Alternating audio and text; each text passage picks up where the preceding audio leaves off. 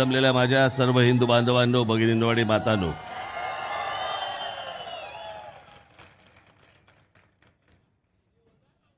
हे हल्ली काहीतरी ते नवीन आलंय. सगळं आतमध्ये जातात, सगळे तुकडे बिकडे आतमध्ये काढता काढता नाकीने येतात. नंतर काहीतरी आतमध्ये हुळहुळत बसतं. घरी गेल्यावर कपडे बदलताना चांद्या काढत बसायला लागतं सगळ्या.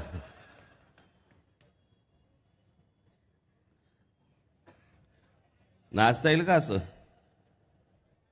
या वयातच हे नाच बरे आहेत. आपलं काहीतरी साला वेडं वाकडं होऊन जायचं. आज विधानसभेची निवडणूक लागली आणि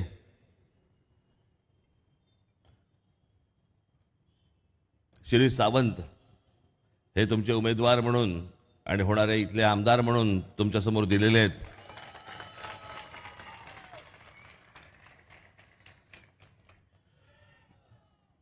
या सगळ्या मुंबईच्या सगळ्या धकाधकीमध्ये ते ट्रॅफिकमधनं वाट काढत काढत काढत कसं यायला होतं ना. आणि या दिवसाला 2-2, 3-3 सभा लावतात संध्याकाळच्या. कारण सकाळी सभा होत नाहीत त्या. कारण सकाळी शहरामध्ये तशा सभा होत नाहीत, ग्रामीण महाराष्ट्रामध्ये तशा होतात. पुरता शहराचा विचका झालेला आहे, विचका. ज्यांच्या हातामध्ये गेली 25 तू काय काय झालं तुझं राज काय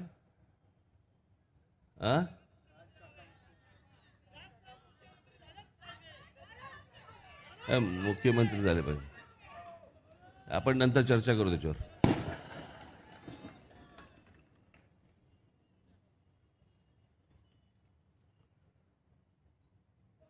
ज्यांच्या हातामध्ये गेली 20-20, 25-25, 30-30 वर्ष महानगरपालिका आहेत, ज्याच्यामधनं शहराचा तर विचका झालाच आहे,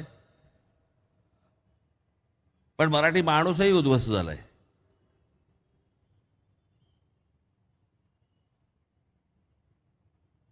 माननीय बाळासाहेब असताना या सगळ्या गोष्टींकडे एक बारीक लक्ष तरी असायचं. नंतर तर काय बारीक लक्ष फक्त पैशावर. आज पण कुठेतरी आणि परवा पण कुठेतरी हेलिकॉप्टरमधून उतरताना उद्धव ठाकरेंची बॅग तपासली. निवडणूक आयोगाच्या लोकांना पण कुठे काय काय कुठे काय तपासायचं हे पण कळत नाही. अहो, ज्याच्या हातात आज पण कधी पैसे बाहेर निघाले नाही त्याच्या बॅगेत काय असणार?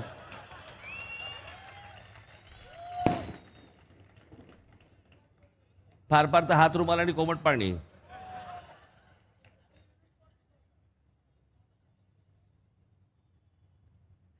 काय असणार त्या बॅगेमध्ये आणि कशासाठी तपासताय? बरं, त्या गोष्टींचा केवढा अवडंबर. आमची बॅग तपासली, आमची बॅग तपासली. आमच्याही तपासलेत. त्यांचं ते काम करत असतात. इथे जुहू एअरपोर्टला जाताना अनेकदा 2दा-3दा आमच्याही बॅगा तपासतात. त्याच्यामध्ये काय ते रुटीन आहे.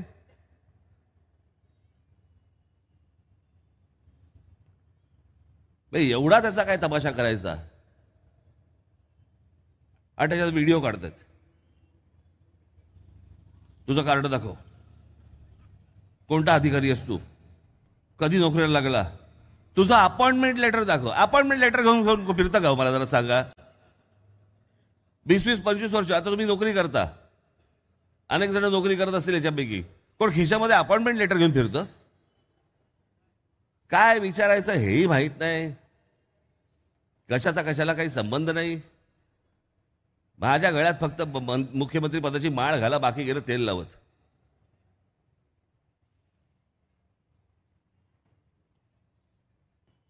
आज जो सगळा आखा जो तमाशा करून ठेवलेला आहे ना या लोकांनी, माझ्याही मराठी बांधवांना, भगिनींना, मातांना माझी विनंती आहे की हे सगळं डोळसपणे गेल्या 5 वर्षामध्ये काय काय घडलंय ना. अनेक लोकांना असं वाटतं. आता मी काय होतं, या निवडणुकीच्या सभांमध्ये बऱ्याचदा विषय तेच येतात. पण माझं म्हणणं आहे, मी मुद्दामून तेच काही विषय मी मुद्दामून काही मांडतोय. याचं कारण ते 20 तारखेच्या मतदानापर्यंत तुमच्या डोक्यात फिट बसावेत.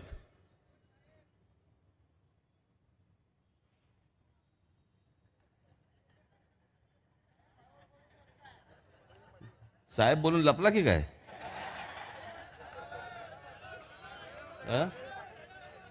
कुठे अरे माझ्या तोंडावर एवढे हा नीट बस रे बाबा. तू भाषण ऐकायला बसलायस का काय वेगळं काही करतोय?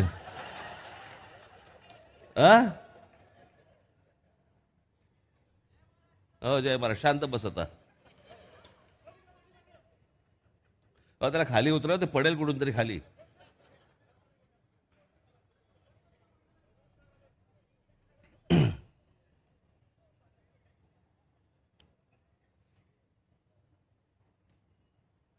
काय बोलत होतो मला आता आठवतं.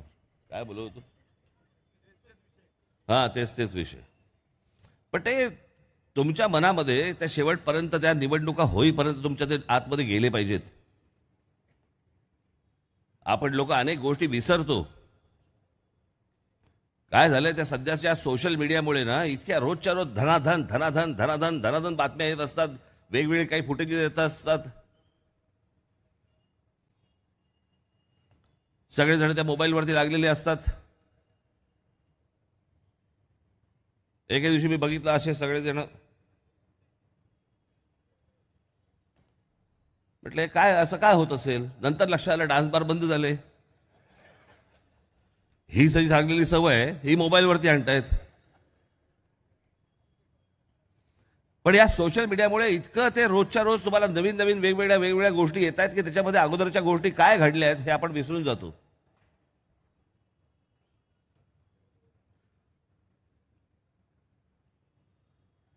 एकोणीसशे 60 साली मुंबईसह संयुक्त महाराष्ट्र झाला. त्या 60 सालापासून आता 2024 पर्यंत अशा प्रकारची निवडणूक, अशा प्रकारची महाराष्ट्राची अवस्था मी आजपर्यंत पाहिलेली नाही. म्हणजे साधारणपणे मला राजकारण समजायला लागलं हा भाग नाहीये, पण राजकारण उमजायला लागलं असा तो जो काळ होता तो साधारणपणे 1975 साल होता, की ज्या वेळेला या देशामध्ये आणीबाणी लागली गेली आणि घरातलं वातावरण सगळं ते राजकीय आणि सगळ्या गोष्टी असल्यामुळे ते साधारणपणे मला अंदाज त्या सगळ्या गोष्टींचा समज नाही म्हणत मी त्याला, पण ते राजकारण मला उमजत होतं. त्याच्या अगोदरचं जे काही राजकारण आहे, त्याच्या अगोदरच्या ज्या काही निवडणुका आहेत या सगळ्या वाचलेल्या आहेत, वाचनामध्ये आलेल्या आहेत, काय काय घडल्यात गोष्टी, हे सगळं महाराष्ट्राचं राजकारण मी सगळं अख्खं वाचलेलं आहे आणि नंतरचं सगळं पाहिलेलं आहे. पण गेल्या 5 वर्षामध्ये ज्या घटना घडलेल्या आहेत मी असा महाराष्ट्र आजपर्यंत कधी पाहिलेला नाही मी.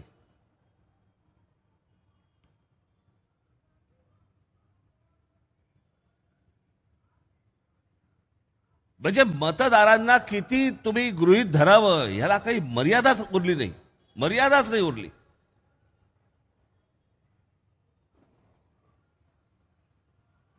ज्या शिवसेना प्रमुखांनी जेव्हा सांगितलं होतं त्याची ती क्लिप पण आहे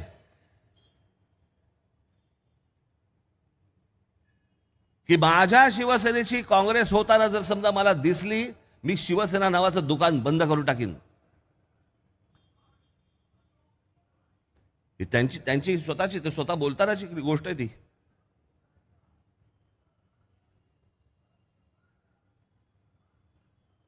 आणि 2019ची निवडणूक तुम्ही आठवून बघा. या 2019ला शिवसेना भारतीय जनता पक्षाला संपूर्ण बहुमत मिळालं होतं हातामध्ये, संपूर्ण बहुमत.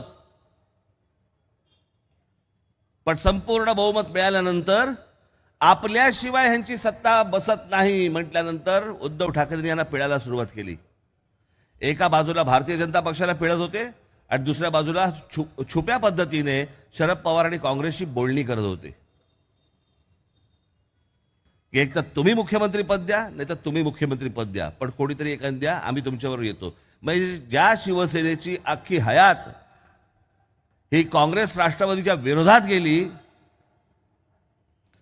त्यांच्याशी मुख्यमंत्री पदासाठी म्हणून उद्धव ठाकरे छुप्या पद्धतीने त्यांच्याशी बोलत होते.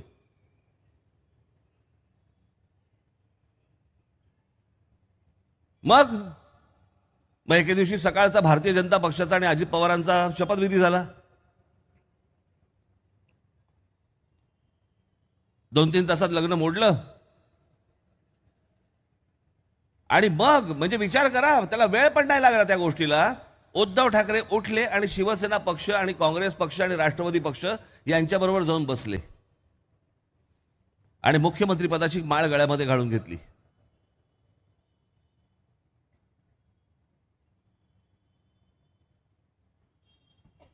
बाळासाहेबांचे विचार बाजूला गेले, ते विचार पायदळी तुडवले गेले, खरं तर बाजूला सारले गेले. त्या 2.5 वर्षाच्या काळामध्ये माननीय बाळासाहेबांच्या अगोदर येणारा हिंदू हृदय सम्राट ही गोष्टच काढून टाकण्यात आली आणि होर्डिंग्सवरनं काढून गेलं ते.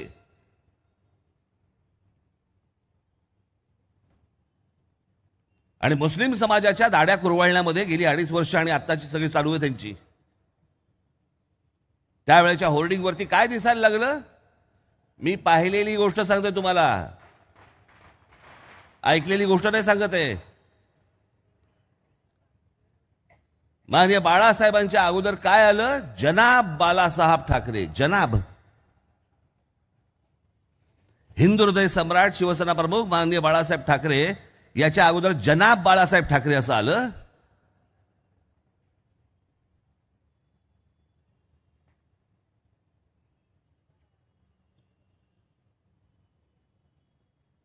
मग यांची 2.5 वर्ष गेल्यावरती मग दुसरे उठले.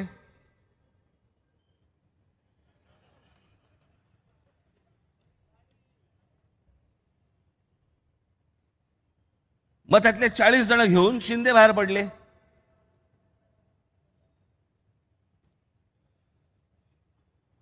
आणि एक स्वाभिमानी त्यांनी एक वाक्य टाकलं त्याच्यामध्ये की काँग्रेस आणि राष्ट्रवादी बरोबर मी बसू शकत नाही. 2.5 वर्षानंतर अजित पवारांच्या तर मांडीला लावून मी तर बसूच शकत नाही. आणि मग भारतीय जनता पक्षाबरोबर आले, मुख्यमंत्री झाले आणि 6-8 महिन्यात वर्षभरामध्ये अजित पवार यांच्या मांडीवरून बसले. पुढे काही नाही करू शकले.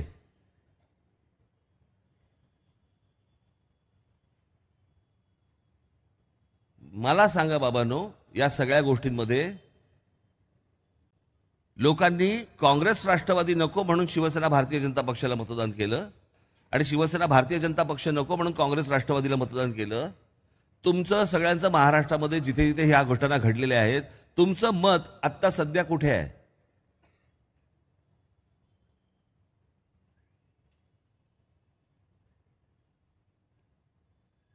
तुम्ही उन्हातानामध्ये फिरायचं, रांगेमध्ये उभं राहायचं आणि निवडणुकीचे निकाल लागल्यानंतर ह्यांनी वाटेल ते तमाशे करायचे. तुम्ही ज्या विचार प्रणालीला म्हणून तुम्ही मतदान केलं होतं ती विचार प्रणाली बाजूला सारायची आणि त्याच्यानंतर हे वाटेल तो तमाशा करत बसणार.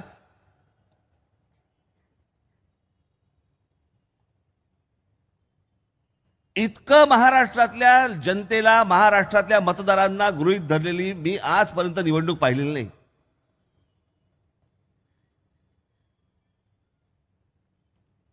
इतक्या निर्लज्ज पद्धतीने अशा प्रकारचे इकडून तिकडे जात आहेत, तिकडून तिकडे जात आहेत, तिकडून तिकडे जात आहेत. आणि आता तर कुठच्या गोष्टींची सवय लागली आहे? म्हणजे उमेदवार काय सांगतात आता? पहिल्यांदा मी आता ह्यांच्याकडे गेलोय, मी आता ह्यांच्याकडे विचारतोय मी आता, पण त्यांच्याकडनं जर समजा नाही मिळालं तर मग मी ह्यांच्याकडे विचारेन मी की तुम्हाला तिकीट देता का. त्यांच्याकडनं नाही झालं तर तुमच्याकडे नक्की येईन मी. म्हणजे काय? आणि अशा प्रवृत्तींना जर समजा लोक मतदान करणार असतील, मला असं वाटतं महाराष्ट्राचा भविष्यकाळ तुम्हीच ओळखा. भविष्यातल्या येणाऱ्या आपल्या पिढ्यांचं काय वाटोळं ही माणसं करणार आहेत हे तुम्हीच विचार करून बघा. आणि हे जे सगळं सभोवतालचं सगळं वातावरण आहे ना, या वातावरणामुळे आपली जी मुलं मुली जे आहेत ना, हे म्हणतात आम्हाला या देशातच राहायचं नाही, आम्हाला निघूनच जायचं, या देशाबाहेरच जायचं.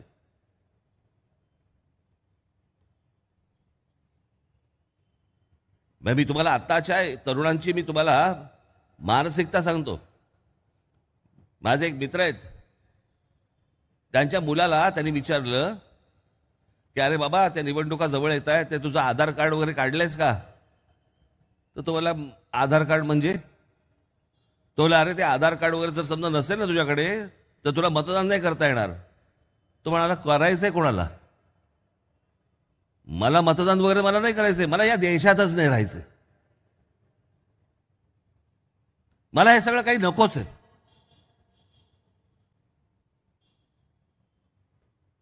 ही तरुणांची मानसिकता आली कुठून? शिक्षण तर त्यांना इथेही मिळू शकतं, नोकऱ्या तर त्यांना इथेही मिळू शकतात, नोकऱ्या तर चांगल्या नोकऱ्या इथे मिळू शकतात. मग हे आलं कुठून डोक्यात? हे डोक्यात येण्याचं कारण सभोवतालचं वातावरण, सभोवतालची सगळी राजकीय परिस्थिती, सभोवतालचा सगळा गोंगाट.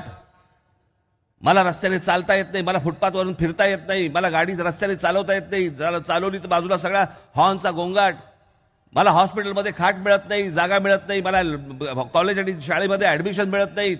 अत्यंत करुण चेहऱ्याने तिथे आया उभ्या असतात आपल्या मुलांना घेऊन.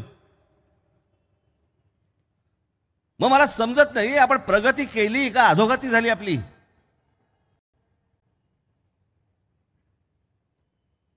आज आम्ही इथे येतोय, मी आता येताना सगळीकडे सगळ्या बाजूनी माणसंच माणसं. कोण आहेत ही माणसं? मी जे सतत सांगत असतो ना, हे माझे सगळे पोलीस बांधव भगिनी, काही झालं की ह्यांना शिव्या घालायला सुरुवात करतात. अहो ते तरी काय करतील? ज्याला सरकारी नियंत्रण ज्याला लागतं की आमच्याकडे कोण माणसं येत आहेत, कोण माणसं राहत आहेत, कुठे जात आहेत, काय काम करतायत, माहितीच नाही.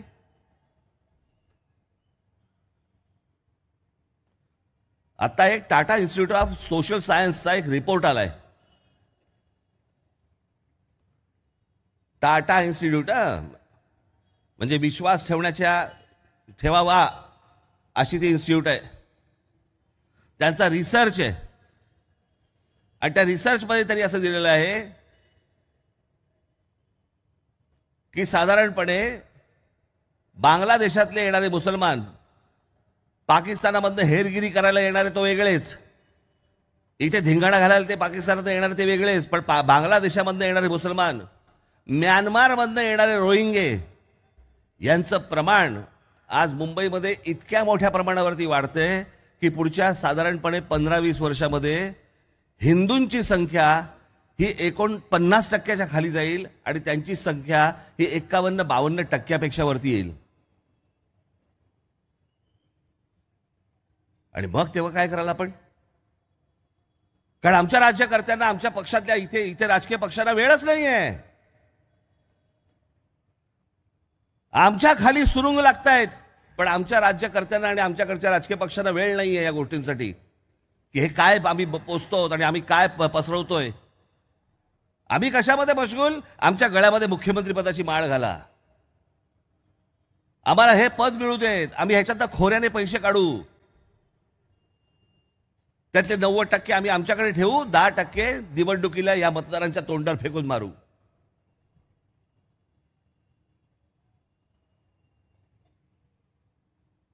बस एवढंच चालू आहे आता काल परवाकडे मी कोकणामध्ये गेलो होतो. त्या कोकणामधला नाणारचा प्रकल्प, मग नाणारच्या प्रकल्पाला सगळा विरोध झाला. मी काय बोलतोय बाबांनो, तुम्ही आज अनेक कोकणामधले माझे अनेक बांधव भगिनी इथे आलेले असतील. मी काय बोलतोय हे जाणीवपूर्वक ऐका आणि काळजीपोटी ऐका.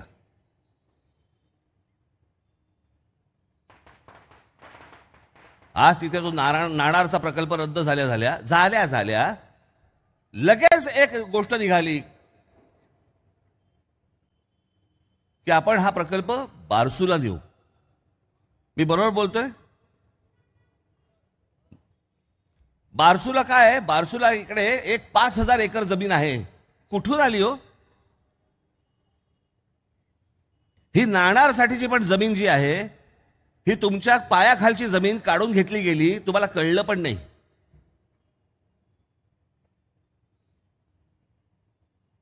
कारण इथे जमिनीचे व्यवहार करायला जी माणसं आहेत ना, ती देखील आपलीच आहे. आपलंच कुंपण शेत खात आहे. आमचीच माणसं जात आहेत आणि आमच्याच लोकांच्या पायाखालच्या जमिनी काढून घेत आहेत. अचानक बारसूला 5000 एकर जमीन कशाला म्हणतात माहितीये का तुम्हाला? ही गोळा कोणी केली? ही विकत कोणी घेतली? ही तयार कशी झाली? ही कोणी विकली? कोण विकत घ्यायला आलं होतं? आपल्याकडच्या कोकणामधल्या, आपल्याकडच्या महाराष्ट्रामधल्या जमिनी दनादन दनादन बाहेरचे लोक येत आहेत, सगळेजण विकत घेत आहेत. तुम्हाला थांगपत्ताच नाहीये. अहो, या गोष्टींची काळजी ही राज्यकर्त्यांनी घ्यायची असते. मी त्या दिवशी माझ्या एका सभेमध्ये सांगितलं ना, बाजूच्या गुजरातमध्ये जा.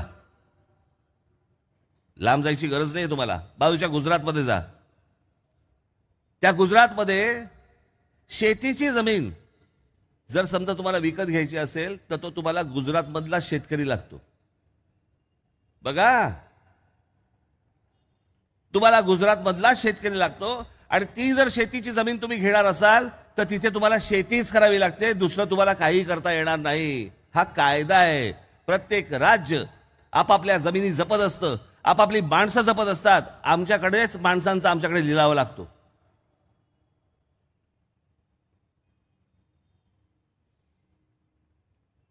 बाहेरच्या राज्यांमधून येणाऱ्या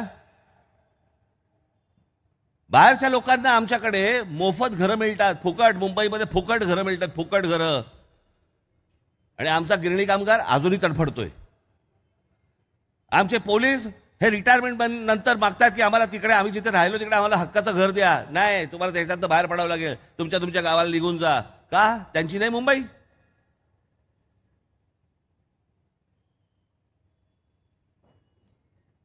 या महाराष्ट्रामध्ये मराठी माणसाची परिस्थिती न असूनही खास मालक घरचा म्हणती चोर त्याला, या परिस्थितीपर्यंत आणलेलं या लोकांनी.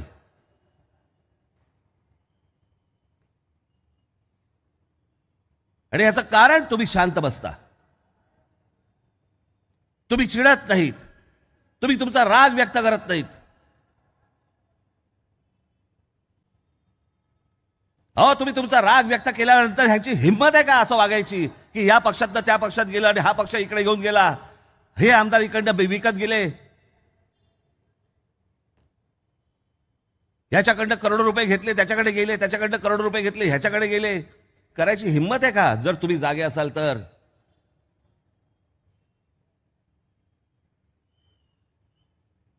आता येऊन निवडणुकीच्या तोंडावरती पैसे वाटतात, कुठून आले यांच्याकडे? वैयक्तिकरित्या आले कुठून?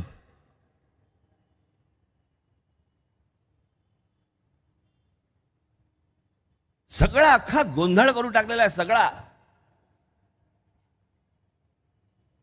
काही महाराष्ट्राचा अभिमान स्वाभिमान, अहो कशासाठी ह्यांच्या पुतळ्यांना आपण हार घालायचा? हो कशासाठी? ते काय म्हणून गेले, ते काय सांगून गेले, ते काय विचार देऊन गेले, हे जर आम्हाला जोपासायचंच नसेल, त्याच्यावरती आम्हाला विचार करायचाच नसेल, डेकोरेशन आहे का ते?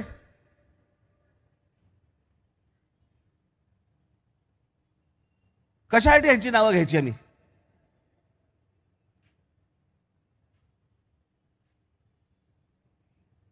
या आमच्या शिवछत्रपतींना लोक म्हणतात, आजही अनेक जण काही काय म्हणतात, अरे शिवछत्रपतींचं राज्य केवढं होतं? 2.5-3-4 जिल्ह्यांचं राज्य होतं म्हणे. मान्य आहे, 2.5-3-4 जिल्ह्यांचं राज्य असेल माझ्या राजाचं. मग माझ्या राजाला मारायला या देश ज्यांच्या हातामध्ये होता तो औरंगजेब कशासाठी आला होता? अख्खा देश होता ना हातामध्ये. त्यावेळेचा जो काही तो ज्याला आपण हिंद प्रांत म्हणतो, तो अख्खा हिंद प्रांत हातामध्ये होता ना. मग 2.5-3-4 जिल्ह्याचा राजाला मारायला कशाला आणला होता हा माणूस?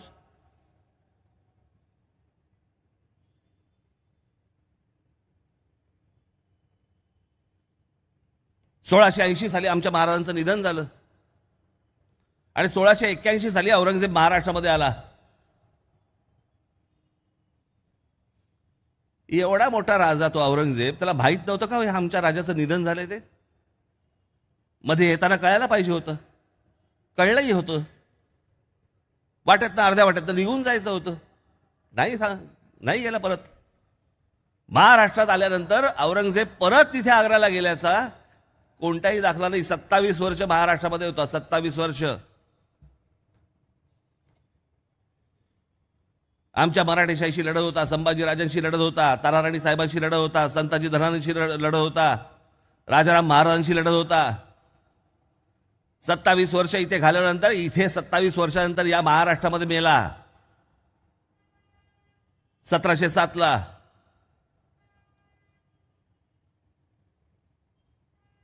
मी स्वतः वाचलेलं नाही, परंतु मी ऐकलेली गोष्ट आहे की काही पत्र जी औरंगजेबाकडनं जी तिथे आग्र्याला जात असत, त्यातल्या काही पत्रांमध्ये एक ओळ समान होती, आणि ती ओळ होती, शिवाजी अजून मला छळतोय. ती संभाजीराजांची त्यांच्याशी लढणं, राजाराम महाराजांची लढणं, तानाराणी साहेबांबरोबर लढणं, या सगळ्यांबरोबर ज्या लढाया झाल्या, ती जी प्रेरणा आहे ना, ती प्रेरणा, त्या प्रेरणेला औरंगजेब शिवाजी म्हणतोय. शिवाजी अजून मला छळतोय. औरंगजेबाला माहिती होतं यांचं निधन झालंय. औरंगजेब त्याच्यासाठी आलाच नव्हता. औरंगजेब आला होता शिवाजी या 3 अक्षराचा विचार मारण्यासाठी आला होता, जो त्याला मारता आलाच नाही. 27 वर्ष मारण्याचा प्रयत्न केला, इथे मेला. त्याच्यानंतर आम्ही मराठा साम्राज्य, आम्ही अटकेपार झेंडे फडकवले. या हिंद प्रांतावरती आम्ही 125 वर्ष राज्य केलं. मी हे तुम्हाला का सांगतोय? हा आमचा पूर्व इतिहास आहे. एवढा आमचा वैभवशाली इतिहास आहे, आणि त्या इतिहास जो महाराष्ट्रामध्ये घडला, त्या महाराष्ट्राचं आम्ही काय करून ठेवलं हो? आम्ही कशामध्ये पडलो? आम्ही जाती जातीमध्ये पडलो. आमच्याच माणसाने आमच्या जाती जातीमध्ये भेद निर्माण केले.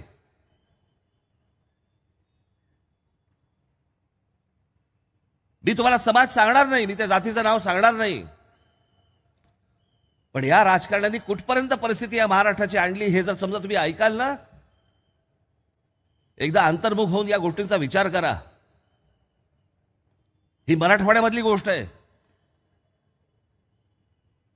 एका कुटुंबातल्या एका व्यक्तीचं निधन झालं, हल्लीची गोष्ट ते. आणि ती निधन झाल्यानंतर त्याच्या घरामध्ये 3च माणसं होती. तिरडी उचलायला चौथा माणूस नव्हता. तो जिथे राहत होता तिथे वेगळ्या समाजाची लोक बाहेर राहत होती. त्यातला एकही त्या समाजातला माणूस तो तिरडी उचलायला आला नाही.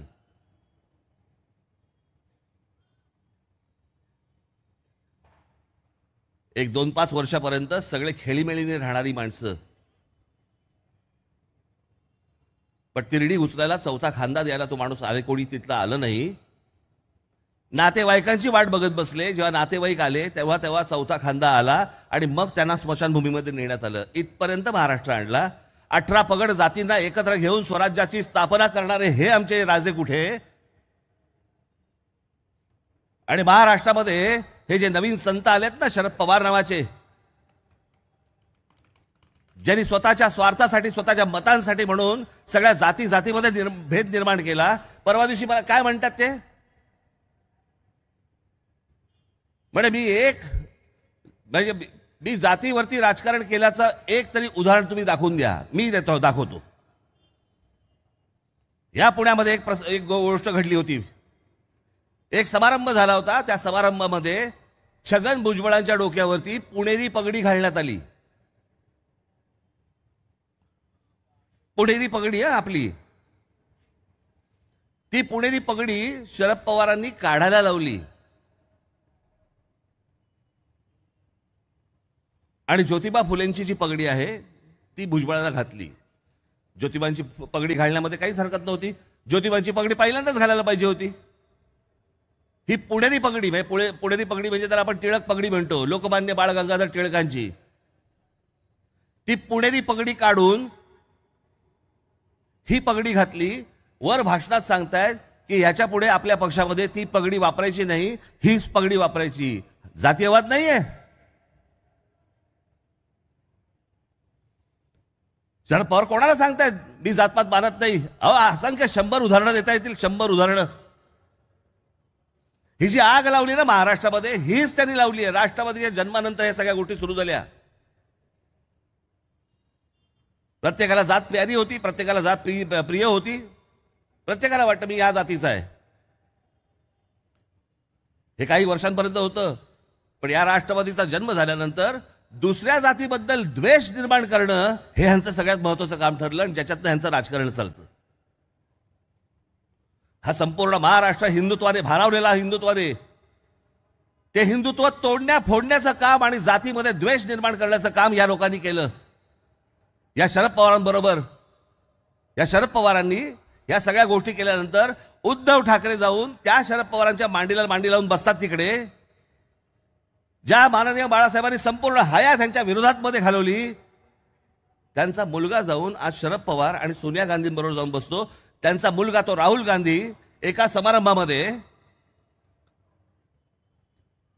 ते आता खासदार कोण झाले बांद्र्याच्या, वर्षा गायकवाडांनी त्यांना छत्रपती शिवाजी महाराजांची मूर्ती राहुल गांधीला देत होत्या. मी तुम्हाला ती दाखवीन क्लिप.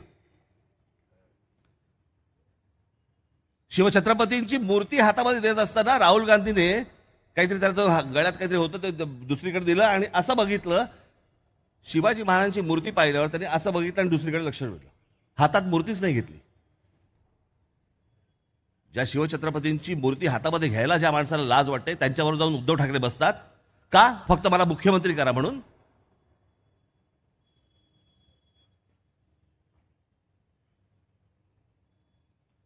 बाबांनो, हे सगळं गेल्या 5 वर्षातलं जे राजकारण आहे ना, याच्यामध्ये सगळं अख्खा महाराष्ट्र या लोकांनी उद्ध्वस्त करून टाकलेला आहे. माझं या महाराष्ट्राबद्दलचं काही एक स्वप्न आहे आणि त्या स्वप्न माझ्या खुर्चीसाठीचं नाही आहे.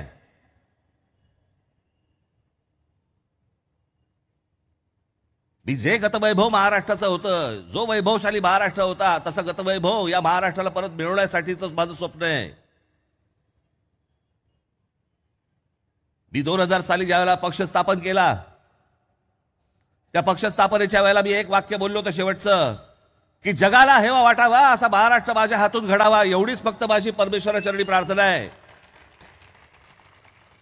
आणि सगळं सुंदर होऊ शकतं, जगात होऊ शकतं, माझ्या महाराष्ट्रात काय नाही होऊ शकत. आमच्याकडे काय कमतरता आहे? आमच्या मुलामुलींमध्ये काय कमतरता आहे? आमच्या तरुणांमध्ये काही नाहीये. कोणी मार्ग दाखवत नाहीये. जी स्वप्न पाहिली जात आहेत ती स्वप्न भंग करण्यामध्ये यांचा वेळ जास्ती जातोय.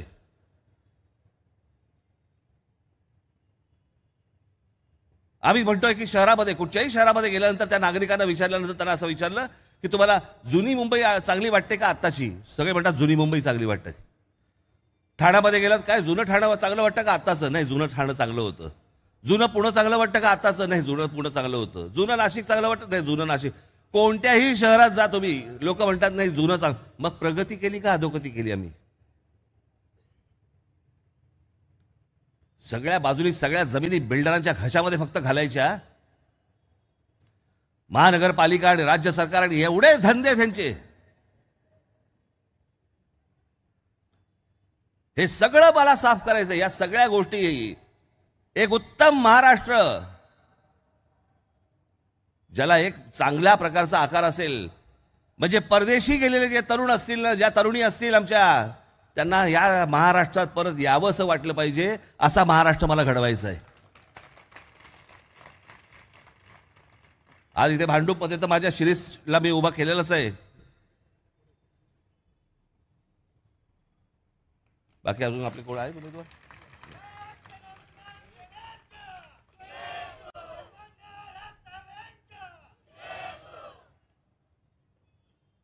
काय सुरू केलं पहिल्यांदा? तर आमचे शिरीष सावंत बाहेरचे आहेत. कुठले? यूपी बिहारचे आहेत. मराठीच आहेत, कोकणातलेच आहेत, इथलेच आहेत. आपल्याला बाहेरचे कोण आहेत ते कळत नाहीये. बाहेरचे आत घुसत आहेत आणि आतल्या लोकांना आम्ही बाहेरचे म्हणतोय.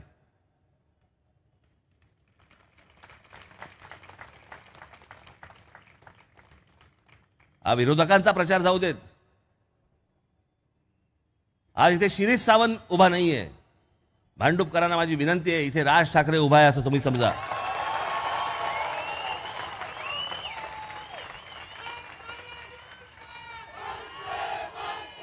येणाऱ्या 20 तारखेला कुठेही बेसावध राहू नका. गेली 5 वर्ष या महाराष्ट्राचा ज्यांनी छळ केलेला आहे, ज्यांनी हा महाराष्ट्र विकलेला आहे, त्या सर्वांना बाजूला सारा.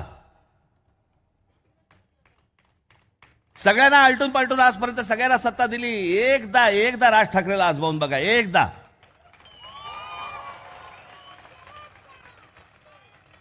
आणि म्हणून कुठेही बेसावत न राहता या येत्या 20 तारखेला आपण रेल्वे इंजिन या आपल्या निशाणीवरती आम्ही श्री सावंतच नाही फक्त, तर माझ्या महाराष्ट्रामध्ये जिथे जिथे माझे उमेदवार उभे आहेत, कारण सगळ्या ठिकाणी मला जाणं शक्यच नाही, कारण मिळालाच वेळ मुळात 15 दिवसाचा. त्याच्यामुळे माझी महाराष्ट्रातल्या माझ्या तमाम जनतेला माझी विनंती आहे की आपले जे कोणी मित्रपरिवारातले लोक असतील, जे कोणी नातेवाईक असतील, जिथे जिथे म्हणून कुठे राहत असतील, त्या सर्वांना आपण सांगावं की येणाऱ्या 20 तारखेला आपण रेल्वे इंजिन या निशाणीवरती बटण दाबून माझ्या सगळ्या उमेदवारांना आपण प्रचंड प्रचंड मताने विजयी करावं असं एक आवाहन करतो आणि आपल्या सर्वांची मी रजा घेतो. धन्यवाद. जय हिंद, जय महाराष्ट्र. धन्यवाद. राजसाहेब ठाकरे यांनी आपला अमूल्य वेळ या ठिकाणी आपले उमेदवार श्रीजी गुणवंत सावंत यांना दिला. प्रचंड जनसमुदाय या ठिकाणी महाराष्ट्र नवनिर्माण सेनेच्या या सभेसाठी हजर झाला. अगर आपको हमारी ये वीडियो अच्छी लगी हो तो इस वीडियो को लाइक कीजिए, कमेंट कीजिए और हमारा चैनल सब्सक्राइब करना ना भूले.